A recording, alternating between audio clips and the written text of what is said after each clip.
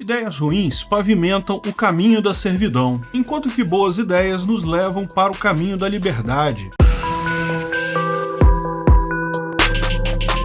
Esse é o Visão Libertária, sua fonte de informações descentralizadas e distribuídas. Sempre há entre os indivíduos várias diferenças de pensamento, e quando se trata de economia e política, essa diferença se destaca ainda mais. Muitos têm uma convicção inabalável em suas ideias. Por exemplo, o socialista não aceita visões diferentes da sua, e mesmo que as evidências do mundo lhe mostrem o fracasso do planejamento econômico centralizado, ele prefere ignorar tudo isso. Porém, mesmo em meio a várias diferenças de pensamentos, há coisas que todos concordam. O que acontece é que a grande maioria das pessoas, ao final, desejam resultados muito parecidos, porém buscam atingir tais resultados por métodos diferentes. Por exemplo, praticamente todas as pessoas querem uma melhora na sua condição material, desejando que todos tenham mais acesso a roupas, alimentos, remédios, tratamentos médicos, moradia, educação e criando assim uma sociedade mais rica, pacífica e segura. O grande divisor de opiniões é como se chegar nesses objetivos. Então, se todos querem o mesmo resultado, porém discordam nos métodos para se chegar lá, se torna necessária uma forma de avaliar quais métodos são mais coerentes com os objetivos desejados, quais métodos realmente funcionam. E existe um instrumento que pode nos ajudar nessa tarefa, que é a ciência da economia. Ela é o estudo da ação humana e avalia quais meios são mais adequados para atingir os objetivos desejados. Ela não faz juízo de valor, não diz o que é correto ou errado, apenas expõe argumentos racionais sobre qual é o método mais eficiente para se atingir um fim.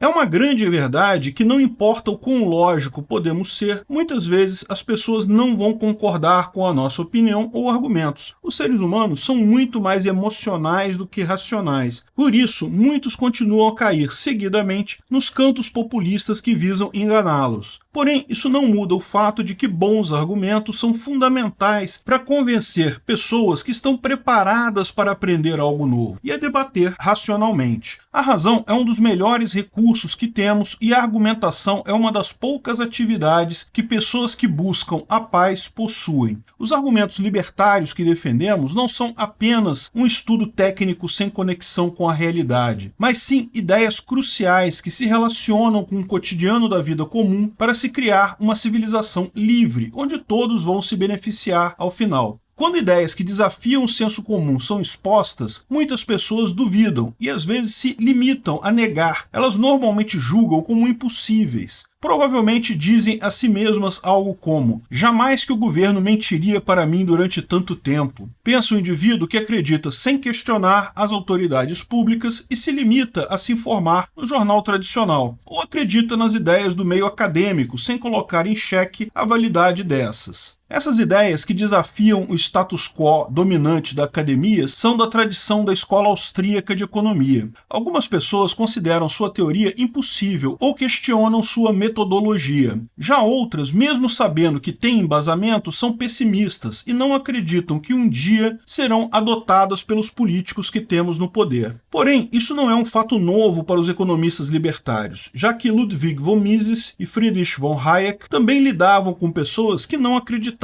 em suas ideias. Eles sabiam que muitos julgariam suas ideias apenas como teorias, sem nenhuma utilidade prática, ou tentariam deslegitimá-las por não ser possível um teste no laboratório. O próprio Hayek argumentava que uma das principais tarefas do economista deveria ser a de atuar na sociedade, de modo a tornar possíveis ideias que muitos julgam hoje como impossíveis. Uma forma de fazer isso é mostrando como a economia é decisiva para a melhora de vida das pessoas e como está totalmente atrelado o progresso da humanidade com a adoção de ideias que promovem o livre mercado e boas políticas econômicas. Em resumo, a não intervenção do governo na propriedade privada e na ação individual. E o contrário também é verdade. Muitos dos problemas que lidamos diariamente acontecem porque más políticas econômicas são adotadas. Por isso, o trabalho teórico dos economistas não deve ser subestimado, por mais que hoje suas ideias não pareçam ter utilidade prática. Importante mostrar o poder delas, isso deve continuar sendo feito, porque uma teoria correta sempre funciona na prática. Bons argumentos aliados com a demonstração prática são ótimas formas de se convencer estudantes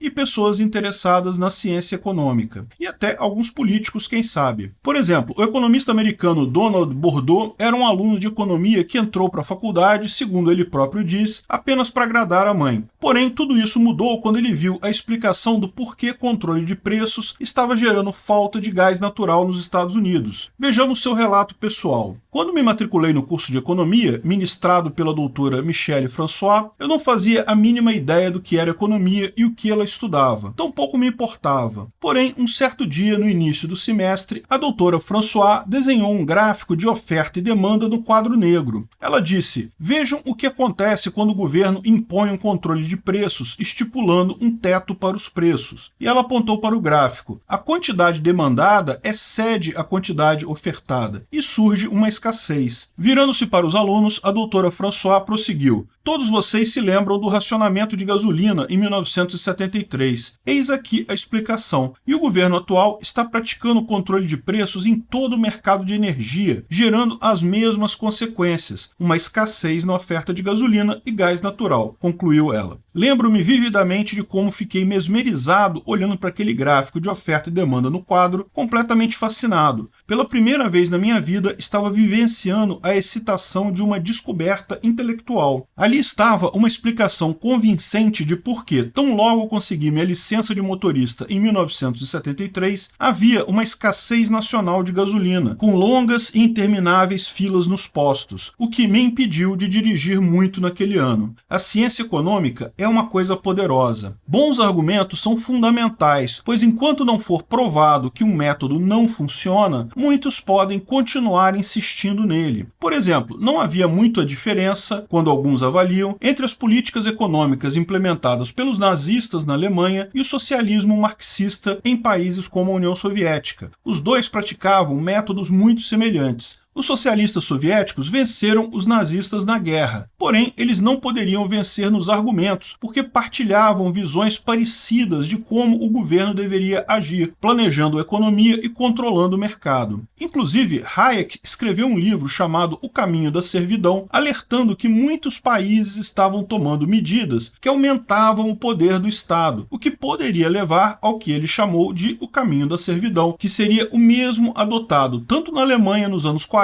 quanto na União Soviética. Logo, para que sistemas autoritários não venham a acontecer novamente, não basta vencer na guerra. É necessário mostrar que essas ideias são ruins e falhas em todos os sentidos. É necessário e imprescindível refutar as falácias ideológicas que motivam essas práticas. Somente quando as pessoas trocarem a mentalidade falaciosa por uma mentalidade bem fundamentada que os problemas podem, enfim, ser superados. O objetivo da economia é mostrar as ideias corretas do ponto de vista lógico e refutar as ideias contraditórias. Ludwig von Mises, o maior expoente da escola austríaca de economia, em sua obra-prima Ação Humana, afirmou que o homem deve sempre lutar para diminuir os erros. Veja o que ele escreveu. O homem deve examinar profundamente todos os problemas que lhe afetam até o ponto que a razão permitir. Não deve se conformar com as ideias atuais como se elas fossem inquestionáveis. Deve se esforçar para superar as ideias improdutivas e buscar o melhor conhecimento possível. Deve lutar contra o erro, refutando as doutrinas ruins e divulgando a verdade. Por exemplo, muitas pessoas acreditavam que a escravidão física que perdurou durante séculos a milênios nunca ia deixar de existir. Elas achavam que enquanto existisse humanidade, existiria escravidão e que as práticas de escravidão eram positivas para a economia. Porém, hoje essa percepção mudou e ainda bem. Para as pessoas do nosso tempo, é óbvio que é possível viver sem escravidão. Na verdade, o que nos perguntamos é como a escravidão existiu por tanto tempo com o consentimento de tantas pessoas. pessoas. Abrindo um parênteses aqui, não faremos uma análise da escravidão financeira e mental do mundo moderno, implementada pelos governos, já que quando um grupo de indivíduos vivem da sua energia produtiva com base no uso da força, isso também é um tipo de escravidão.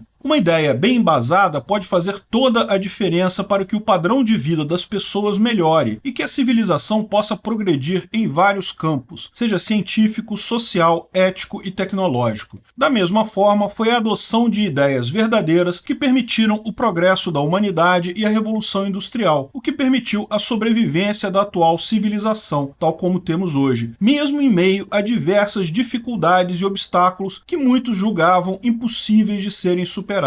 Mas hoje sabemos, por exemplo, que acabar com a escravidão não era impossível e não iria prejudicar a economia e o avanço social, ao contrário, coisas que muitos no passado acreditavam. Por que essa mesma mudança de mentalidade e adoção de novas ideias não pode acontecer em outras áreas? O que julgamos como impossível hoje pode se tornar realidade no futuro, mas para isso é necessário que as pessoas acreditem nas novas ideias e divulguem essas ideias para mudar aos poucos a mentalidade dos indivíduos. Daí a afirmação de Hayek parece muito adequada. A tarefa dos que acreditam nas ideias da liberdade é mudar a opinião dos indivíduos, de forma que se torne possível ideias que hoje parecem impossíveis. E essa possibilidade nunca foi tão real, pois vivemos na era da informação barata e descentralizada. Hoje é muito fácil descobrir informações novas e diferentes do senso comum e transmiti-la para mais pessoas. A experiência que despertou o entusiasmo de Donald Bourdieu pela economia foi em sala de aula, numa universidade, e agora ela pode ser feita por meio de sites, canais do YouTube, bloggers, e-books e várias outras formas. E assim, pouco a pouco, as ideias da liberdade vão se tornando cada vez mais populares, mudando para melhor a realidade de todas as pessoas. Obrigado por sua audiência. Esse artigo foi sugerido e escrito por Lucas 2022, revisado por historiador libertário, narrado por Peter Turguniev. Se você gostou desse vídeo, clique no ícone de curtir abaixo e compartilhe o vídeo em sua rede social. Se você deseja ser notificado de outros vídeos, clique em se inscrever no canal e depois no ícone de campainha. Até a próxima!